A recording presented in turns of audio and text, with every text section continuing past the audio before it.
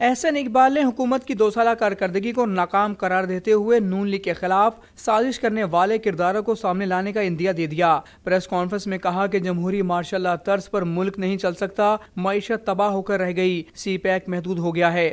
چند سیاستدانوں کو، چند ریٹائرڈ فوجی افسروں کو اور چند میڈیا کے لوگوں کو یہ ٹاسک دیا گیا کہ حکومت اور فوج کی لڑائی کراؤ، پاکستان میں بحران پیدا کرو اور اس بحران سے اس ملک کے اندر سیاسی انتشار پیدا کرو۔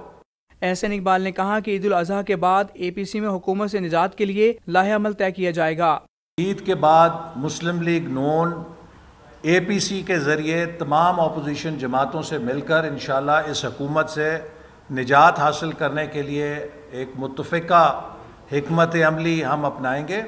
احسن اقبال نے کہا کہ کمزور معیشت کی وجہ سے مودی پاکستان کو آنکھیں دکھا رہا ہے۔ کیمرہ مین محبوب علی کے ساتھ عدنان شیخ، ڈان نیوز، لاہور۔